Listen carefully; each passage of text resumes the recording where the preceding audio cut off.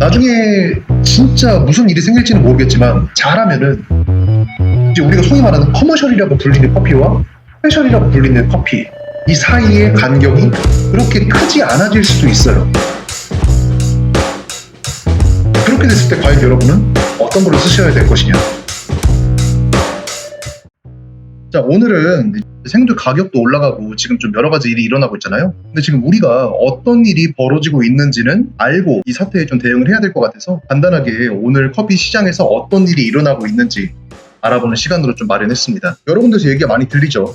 커피 가격이 엄청나게 오르고 있다. 그리고 지금 코로나 때문에 산지에서도 어려움이 많다라고 얘기를 많이 하는데, 크게 이슈는 이렇게 세 가지로 볼 수 있을 것 같아요. 하나는 수요 공급 비율, 수요 공급의 밸런스가 과연 맞는가라는 문제.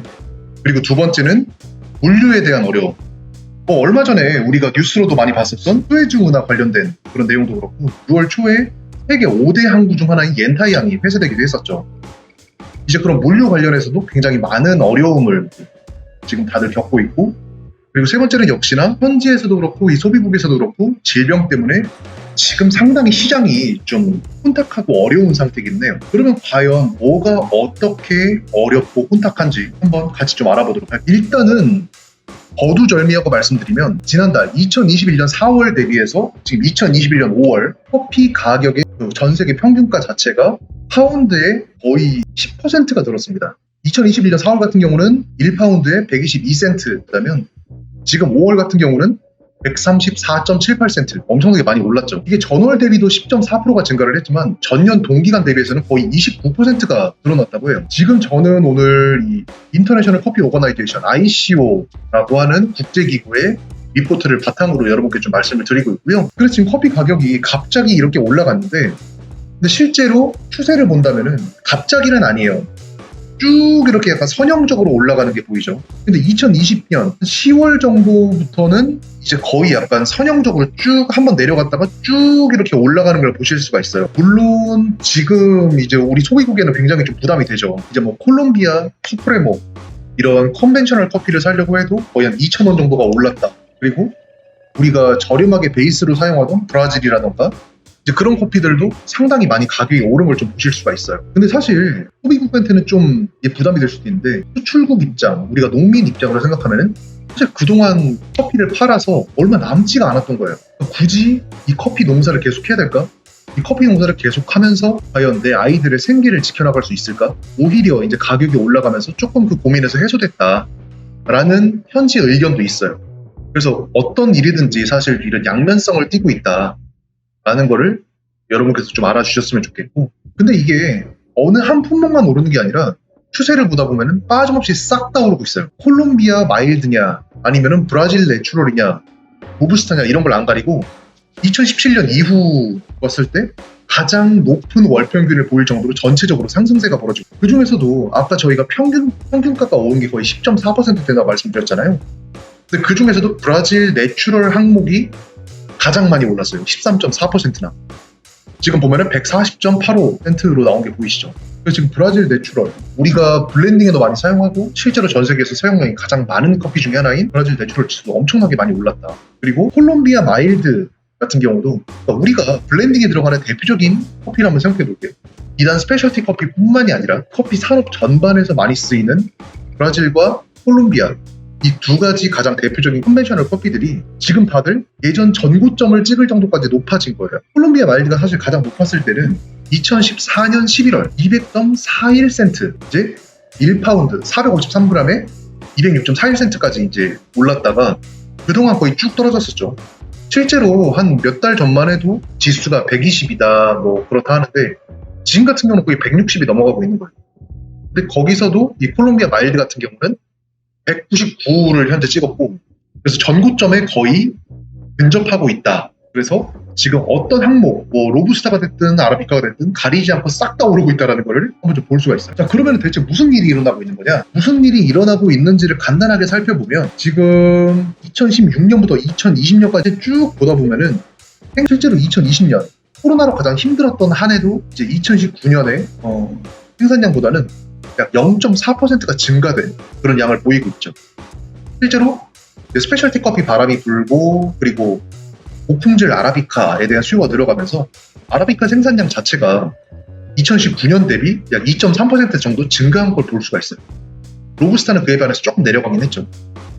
근데 잘 보시면은 이게 늘어난 곳과 그리고 줄어든 곳, 이 지역별로 자세히 보면 아프리카는 사실 거의 비슷비슷해요.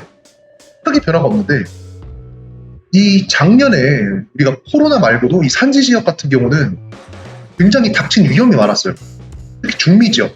우리가 중미 지역 하면 보통 어디를 부르죠? 멕시코, 과테말라, 니카라과, 엘살바도르 이런 나라들을 꼽게 되죠. 근데 그런 나라들이 연초에 그냥 허리케인의 피해를 받아가지고 올해 같은 경우는 좀 이거보다 더 떨어질 예정이에요. 근데 남미 같은 경우는 지금 작년 2020년에는 조금 늘긴 했죠. 2% 정도 생산량이 꽤 늘었는데, 근데 올해 같은 경우는 여러분 뉴스를 보신 분은 아시겠지만 특히 브라질, 남미 지역에서도 압도적으로, 그리고 세계에서도 압도적인 생산량을 차지하는 이 브라질이 지금 가뭄이에요. 자, 여러분 뉴스 보셨죠? 보우소나루 브라질 대통령이 코로나에 대한 대처를 잘못하면서 브라질 사람들이 코로나로 엄청나게 고통을 받고 있고, 그리고 거기에다가 농사를 짓는 사람들은 가뭄으로 또 고통을 받고 있어요. 그러니까 일할 사람이 없고 작물 자체가 잘 자라지 않는 환경이 됐어요. 그러니까 그러면은 생산량이 늘까요? 줄까요? 너무나 당연하게 생산량이 줄어버리겠죠. 그러다 보니까 올해 같은 경우는 오히려 생산량은 내려가고 가격도 높아지는 그런 기폭제가 되지 않을까라고 좀 걱정은 돼요. 아시아 오세아니아 여기 같은 경우는 뭐 우리가 잘 알고 있는 베트남 그리고 인도네시아 이런 나라들을 생각하시면 되는데 여기도 전반적으로는 좀 감소세죠. 그래서 실제 보면은 지금 이 왼쪽 그래프에서 보시면 약간 진한 빨간색과 약간 연한 빨간색이 있는데 약간 다홍색에 가까운 진한 빨간색, 약간 버건디에 가까운 진한 빨간색은 생산량, 그리고 다홍색에 가까운 연한 빨간색은 컨섬션, 소비량이라고 보시면 돼요. 소비량은 사실 크게 줄진 않아요. 오히려 더 늘어가는 추세지 소비량이 크게 줄지 않았는데 반해서 생산량 자체가 약간 좀 횡보를 하고 있는 게 보이죠. 근데 올해는 이런 자연환경 그리고 질병에 의해서 전반적으로 주요 생산국들의 생산량이 좀 낮아질 가능성이 있다라는 거에 대해서 여러분들이 좀 알아두시면 좋을 것 같고, 로부스타 같은 경우는 사실 더 떨어질 수도 있어요. 지금 아시아 오세아니아 지역 여기에서 지금 코로나 환자가 크게 터진 데가 하나 있죠. 여러분들 다들 아실 거예요. 짐작하시나요? 인도예요.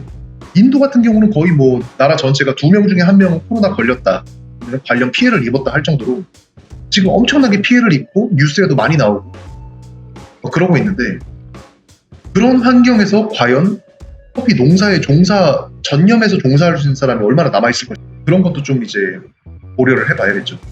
근데 그에 반해서 선진국들, 뭐 예를 들어 미국이라든가 아니면 유럽 국가들 이런 데들은 점점 소비가 회복되고 있어요. 왜냐?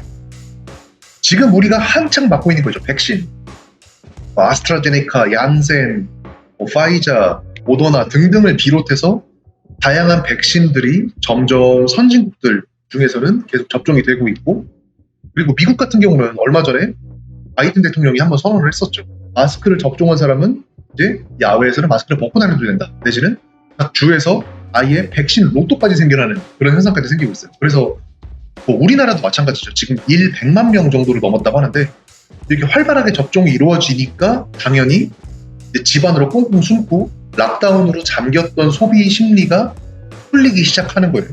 이제 그렇게 되면서 실제 2019, 20 이 약간 코로나에 걸쳐있는 시즌에는 전 세계 커피 소비량이 약 1억 6,443만 자루 백 정도가 된다면은 2020년, 2021년 예상량 같은 경우는 약 1억 6,580만 백 정도가 되는 1.9%나 성장하는 그런 시장이 되어가고 있어요. 특히 아까 제가 말씀드렸던 미국의 부활, 미국 소비시장의 부활로 지금 북미 지역의 수요가 폭발적으로 늘어난 걸 보실 수가 있죠. 3.7%가 늘어났고, 그리고 유럽 같은 경우도 굉장히 많이 늘어났고, 근데 반면에 지금 코로나로 좀 고생하고 있는 북미나 남미, 아시아 같은 경우는 아직까지 크게 눈에 띄는 회복은 아니지만 그래도 점진적으로 회복이 되고 있다. 그 와중에 아프리카도 지금 꽤나 늘어난 추세를 보이고 있죠. 근데 문제가 있어요. 이렇게 소비는 많이 회복이 되고 있는데 이에 반해서 아까 제가 말씀드렸던 생산국 쪽의 수확량 감소, 그리고 농민들이 사실 농사를 지어야 커피가 나오고 그걸 이제 소비국에서 수입해서 먹게 되잖아요. 근데 농민들이 뭐 기존의 거래선이 코로나로 다 폐쇄가 돼서 끊긴 상태에서 어떻게 커피를 팔 수가 없으니까 농민들이 자금난이 와버린 거예요. 그러면 어떻게 될까요? 은행 가서 돈을 빌리거나 나라에서 뭐 우리나라로 따지면 재난지원금이라든지 아니면 정책 지원금 같은 걸 받아서 뭔가 대출을 받아서 농장을 운영을 하겠죠. 그런데 이것도 한계가 있죠. 지금 이걸 보고 계신 분들 중에서도 뭐 우리 매장이 어려워서 나라에서 정책 자금을 받아서 이거를 이제 어쨌든 대출이니까 갚아 나가는 중이다라는 분이 계십니다. 이게 농장 단위, 부동산 단위가 되면 사실 좀 얘기가 다르잖아요. 그리고 농장이 사실 땅만 있으면 되는 게 아니라 관련돼서 뭐 엄청나게 관리가 많이 들어가죠. 농약도 그렇고 기계도 그렇고 여러 가지 사람을 고용해서 뭔가를 해야 되는 것도 많고 이제 그런 투자 자체가 이 농장 유지에도 벅차니까 투자가 감소가 돼버리는 거예요. 그래서 지금 2020년, 2021년 같은 경우는 소비 그리고 생산량 이 두 가지를 비교해 봤을 때 소비되는 양이 어쨌든 생산량보다는 조금 적어요. 그래서 좀 넉넉해야 좀 갭이 있어야 좀 사람들이 움직일 테니까. 근데 총생산 잉여량 다 쓰고 남는 예상량이 202만 백밖에 안 돼요. 그래서 이 정도 갭을 가지고 2021, 2022 시즌 그러니까 내년으로 넘어가는 정도에서 과연 이 갭으로 이 약간의 갭으로 버틸 수가 있을까? 이 여유량으로 버틸 수가 있을까라는 게 사실 지금 증권가에서 전망이 좀 많이 나오고 있어요. 실제로 우리 로스터들이 이야기를 할 때도 보릿고개라는 이야기를 많이 하죠. 특히 이제 커피가 들어오기 전에 뭐 이제 겨울에서 봄 넘어가는 시즌에 그 시즌이 조금 더 빨리 올 수도 있겠다라는 생각이 들어요. 커피가 봄나는 시즌이 곧 올 것이다. 왜냐? 지금 소비는 점점 이렇게 가파르게 회복되고 있고 생산량은 점점 이렇게 줄고 있기 때문에 어느 부분에선가 크로스가 일어날 거예요.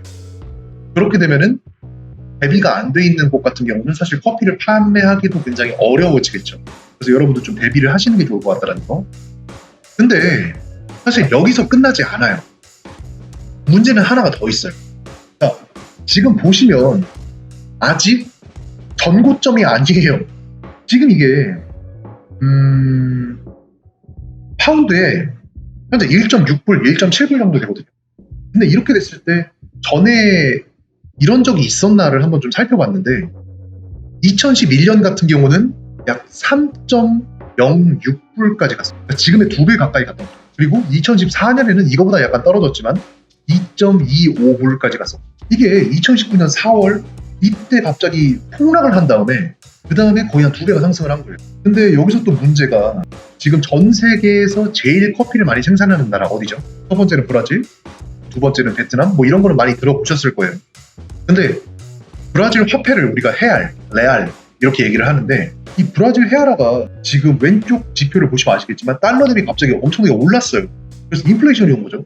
인플레이션 압력이 점점 상승을 하고 그리고 브라질이 그리고 환경적으로 가뭄도 들고 그리고 달러 대비 헤아라가 강세를 보이면서 어쨌든 커피는 사람들이 우르르 몰려서 커피를 따던 아니면 가공을 하던 어쨌든 노동 집약적인 산업이잖아요. 커피 생산 자체는. 근데 그러다 보니까 달러 대비 헤아라가 강세가 됐다? 자 그럼 뭘까요? 당연히 노동자들의 임금 가치가 올라갔다는 거예요. 브라질을 예로 들어도 그렇고 콜롬비아를 예로 들어도 실제 커피를 수확하는 피커들 같은 경우는 현지 사람들의 비율이 한 50%에서 60%밖에 안 돼요. 큰 농장 같은 경우는 더더욱이 외국인 노동자를 많이 쓰죠. 뭐 예를 들어서 콜롬비아만 가도 베네수엘라 노동자들이 와서 커피를 따고 가거나 아니면 에콰도르 노동자들이 와서 따고 가거나 이런 일들이 비일비재해요. 수확 기간에는. 그리고 그 사람들이 A 농장에서 수확을 하면 B 농장으로 또 옮겨서 수확을 하고 그래서 건설 현장에서 사람들이 일을 하듯이 A 현장, B 현장, C 현장 옮겨가면서 일을 하는 거예요. 이 사람들에게 지급할 임금 자체가 이 화폐의 강세로 달러 대비 가치가 높아졌다?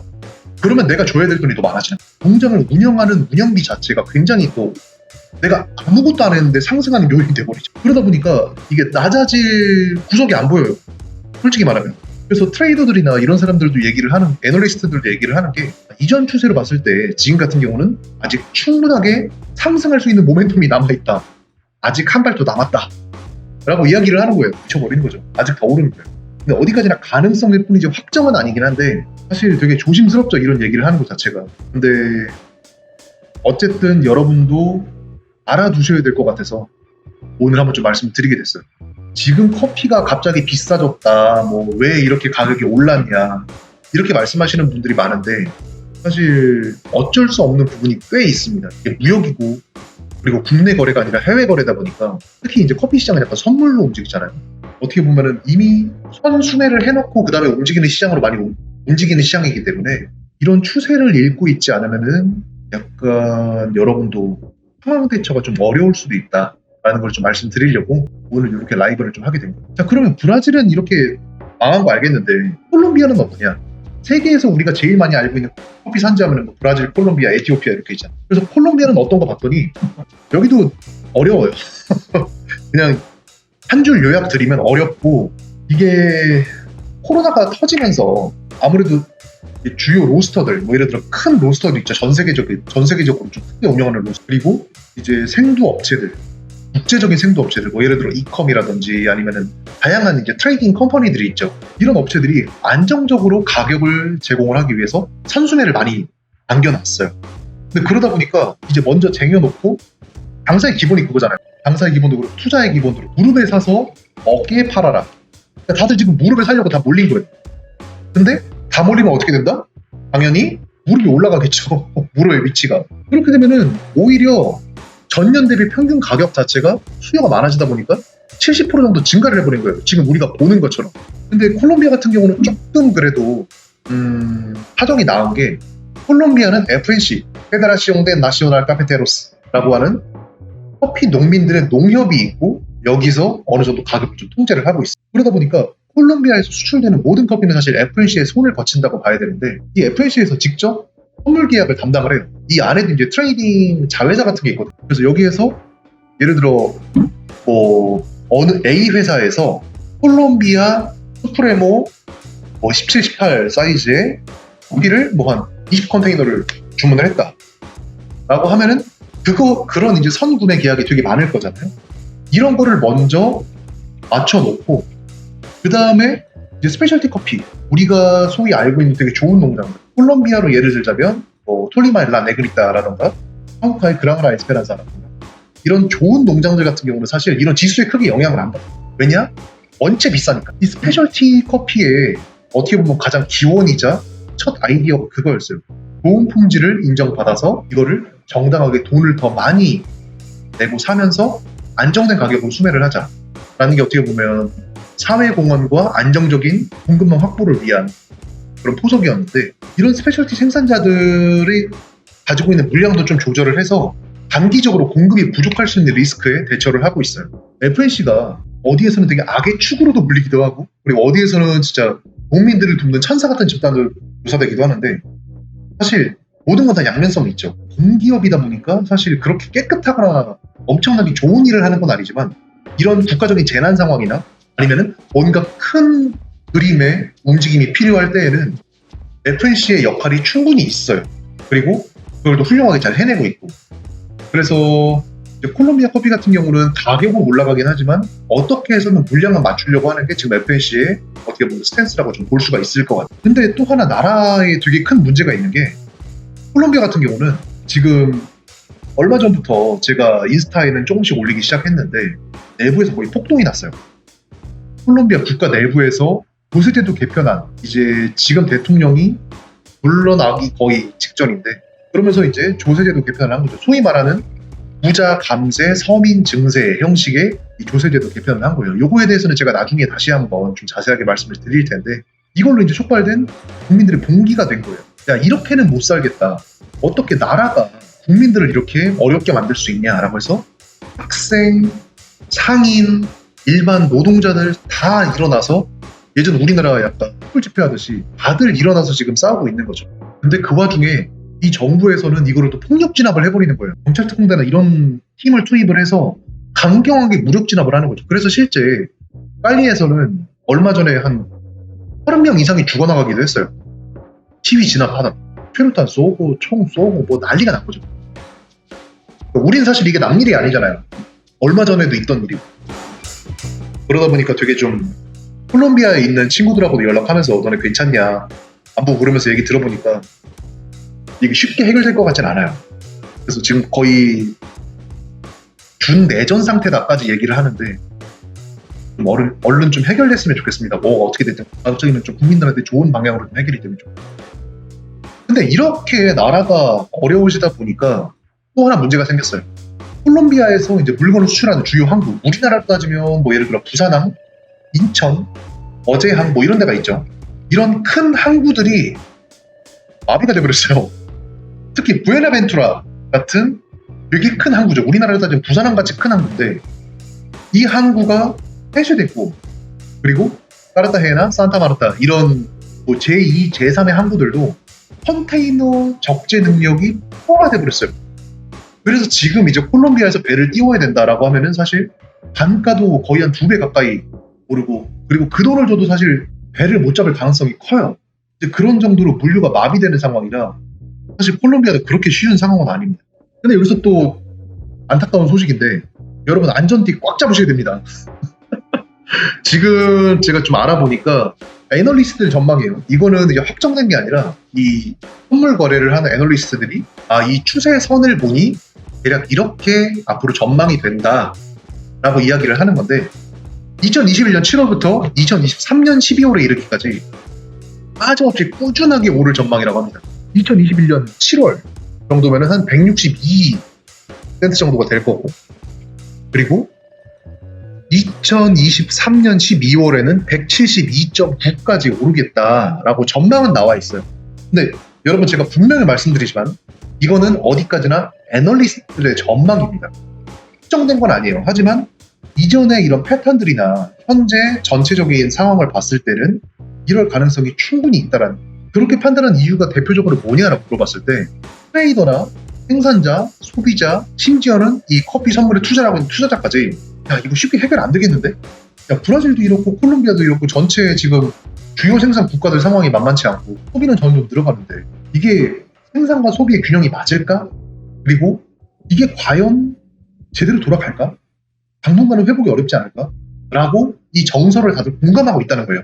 그러다 보니까 어디서 많이 봤더니 강아지처럼 떡상 가자 할 확률이 조금 보인다는 거. 안타깝지만 뭐 예전에 우리가 농담으로 했던 얘기들이 있잖아요. 이제 중국이 좋은 커피를 먹고 좋은 커피를 먹기 시작하고 스페셜티 커피에 대해서 관심을 보이게 되니 앞으로는 이제 좋은 커피를 만나기가 굉장히 어려울 것이다 라는 얘기를 뭐 약간 반 농담 반 진담으로 다들 하곤 했는데 지금 와서는 사실 중국보다도 전 세계 수요 공급의 문제가 되어버리니까 사실 좀 더 어려운 면이 있는 것 같아요. 쉽진 않습니다. 그래서 여러분 안전벨트 꽉 잡으시고 현재 추세에 밀려다니지 않게 전략을 잘 세우시는 게 중요할 것 같아요. 아무래도 이제 로스터 분들이 훨씬 이거에 대해서 좀 와닿으실 텐데 앞으로 생수 가격이 급격하게 뭐 예전처럼 저렴해지기는 어려울 것이다 라는 걸 좀 유념해 두시라는 거죠. 부가적인 이슈로 이런 세계 5대항인 옌타이항, 우리가 또 옌타이 고량주 뭐 이런 거 많이 얘기하죠. 그 연태 쪽에 항구가 전 세계 5대 항구 중에 하나인데 거기가 폐쇄가 됐습니다. 지금. 그리고 얼마 전에 수에즈 운하를 에버기븐호가 막아서 길막했던 일이 있었죠. 거기서부터 이제 점점 배송이 밀리게 되면서 글로벌 물류 대란이 발생해서 아직까지 지금 여파가 진행되고 있어요. 근데 이런 큰 항구가 이렇게 막혔다. 플러스 이제 중남미나 이런 각 지역의 작은 항구들도 조금씩 막혀간다.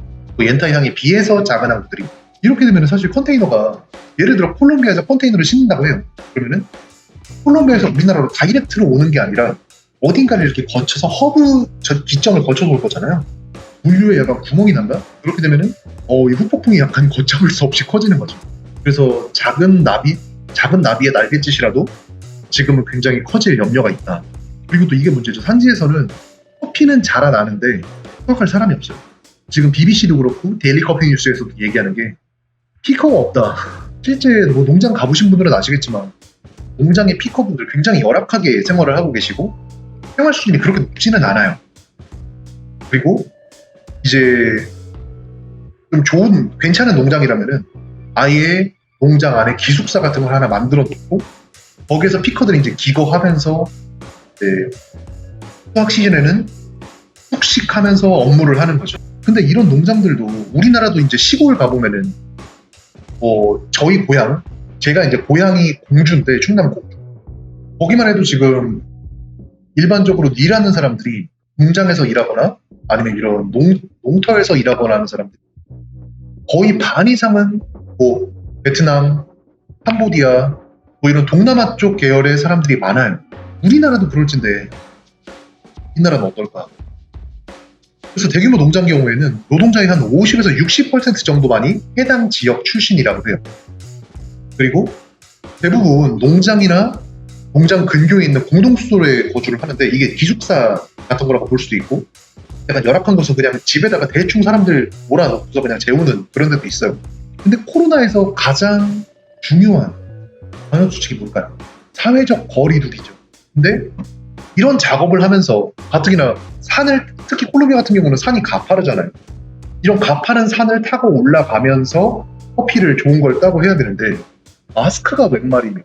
그리고 여기에서 그러면은 사람들이 이제 노동하면서 계속 이제 커피를 따고 가면서 옆 사람과 사회적 거리두기가 과연 지켜질 것이냐. 근데 그렇다고 확진자가 하나 나왔다고 농장의 수확을 보름 정도 쉬어버릴 것이냐. 2주 정도. 말이 안 되잖아요. 어떤 상황에서도. 그러다 보니까 지금 감염 그리고 밀접 접촉 위험이 대단히 크다. 그래서 산지의 상황도 좀 쉽지가 않습니다. 커피를 어떻게 키운다고 해도 지금 수확이 문제예요. 뭐 지구 온난화로 인해서 사실 콜롬비아 같은 경우는 지금 아예 수확 달력을 FNC에서 새로 쓰고 있어요. 지역별로 이제 수확이 언제 되는지 그런 것도 있고 그리고 커피 보어라고 하는 청공충이라고 하죠. 커피 보면은 벌레가 구멍 뚫고 들어가서 안에를 파먹는 이런 벌레도 좀 더 많이 생기고 그리고 좋은 아라비카들 로부스타 좋은 아라비카들이 점점 더 고지대로 자라나고 그런 일들이 좀 생기고 있는데 뭐 이런 지구 온난화 이슈에 대해서는 나중에 한번 좀 말씀을 드리기로 하고 일단 현재 시점에서는 코로나로 인해서 지금 노동자들 자체도 일하기가 너무 어려워졌다는 그러면은 정리해서 어떻게 이걸 대처를 해야 될까라는 문제로 나오는데 지금 사실 코로나가 어느 정도 회복세는 접어들었어요. 근데 아까 제가 말씀드렸던 수요와 공급의 역전이 될 수도 있는 상황 때문에 사실 시장 상황은 쉽게 나아지지는 않을 거예요. 그래서 로스터 여러분들은 가급적이면 좋은 커피를 발견한다. 쟁여놓으시는 게 좋습니다. 이런 말씀 드리기가 되게 좀 약간 애매하기도 한데 어쩔 수가 없어요. 지금 상황에서는 어쨌든 수요가 계속 늘어나는데 공급이 받치지 못하고 있는 상황이기 때문에 내가 좋은 커피를 발견한다? 그러면 망설일 시간이 없습니다. 지금 실제로 우리나라에서 되게 좋은 커피를 들여오시는 분들은 실제 들어온 다음에 사람들이 먹어보지도 않고 다 사가는 거예요. 뭐 예를 들어서 모모스나 리브레 같은 그런 좋은 임포터들도 가져왔을 때 진짜 사람들에게 화제가 될 수 있는 좋은 커피 같은 경우는 그냥 한 번에 순삭되죠. 열리자마자 5분 만에 매진되고 그런 상황이 앞으로도 좀 지속될 가능성이 큽니다. 좋은 커피가 많이 생산되기도 어려울 뿐더러 양이 많지도 않겠죠. 그 수요는 엄청나게 많은 거고 그리고 또 이제 우리가 사용하는 커피를 크게 두 가지로 나눌 수가 있죠. 하나는 일상적인 블렌드에 사용할 베이스 용도 커피 그리고 또 하나는 우리가 싱글 오리진이나 아니면 좀 특별한 맛을 내고 이런 좋은 품질을 추구하는 스페셜티 커피 크게 두 가지 카테고리가 있습니다. 이 베이스용 커피 아까 저희가 얘기했었던 브라질 내추럴, 콜롬비아 마일드 이런 커피들은 아무래도 지수 따라 계속 움직이기 때문에 변동성이 좀 심합니다. 그리고 가능한 만큼 가격이 좋은 시점을 노려서 최대한 확보해 놓는 게 좋죠. 그래서 아까 제가 뭐 농담으로 무릎에 사서 어깨에 판다 뭐 이런 걸 말씀을 드렸는데 그 무릎이 오는 시점을 잘 파악하셔야 돼요. 근데 그렇다고 사실 생두회사에서 구매를 하시는 분들 뭐 소분으로 이렇게 구매를 하시는 분들은 사실 이걸 체감하시기가 좀 어려울 거예요. 왜냐면 생두회사는 구매를 할 때 어느 정도의 갭을 두긴 둡니다. 왜냐면 산지에선 진짜 이렇게 물결 치듯이 가격이 변동이 되는데 이 변동상을 다 반영할 수 없잖아요. 그래서 어느 정도의 바운더리를 만들어 놓고 그 안에서 움직이기는 하는데 여기서 변동폭이 반영되는 시점이 있어요. 그 시점을 잘 잡아서 구매를 하시는 게 낫고 만약에 다이렉트 트레이드를 하시거나 소위 말하는 BL 양도, 컨테이너 양도나 이런 걸 하시는 분들도 현재 시세를 잘 파악하신 다음에 그 시점을 노려서 계약 시점을 잡으시는 게 현명합니다. 그리고 스페셜티 커피 경우 이 스페셜티 커피는 제가 아까 말씀드렸던 것처럼 어느 정도 고정가로 형성이 되어 있는 게 있어요. 뭐 예를 들어서 우리가 지금 제가 가지고 오는 커피를 뭐 예를 든다면 에티오피아 반티넨카라는 커피가 있는데 그 커피 같은 경우는 뭐 소위 말하는 G4 커머셜이나 아니면 그런 것만큼 변동폭이 심하지는 않습니다. 어차피 G1 등급의 몇 번 더 선별 공정을 거친 특수가공 내추럴이고 그렇기 때문에 애초에 비싼 값을 주고 가져와요. 그러면은 아무리 뭐 지수가 변하고 이렇게 한다고 해도 이미 어느 정도 그 본 생산자들도 마진을 확보하고 넘겨준 거기 때문에 그렇게 크게 가격이 변하지는 않습니다. 나중에 진짜 무슨 일이 생길지는 모르겠지만 잘하면은 이제 우리가 소위 말하는 커머셜이라고 불리는 커피와 스페셜이라고 불리는 커피 이 사이의 간격이 그렇게 크지 않아질 수도 있어요. 그렇게 됐을 때 과연 여러분은 어떤 거를 쓰셔야 될 것인가, 어떤 거를 쓰는 게 좀 더 상품적인 가치와 그리고 내 브랜드 가치에 좀 더 이익이 될 것인가라는 거는 한 번쯤은 고려해 보시는 게 좋을 것 같습니다. 자, 오늘은 간단하게 전 세계 커피 시장에서 어떤 일이 일어나고 있는지, 그리고 우리는 어떻게 대처를 해야 되는지에 대해서 알아봤는데요.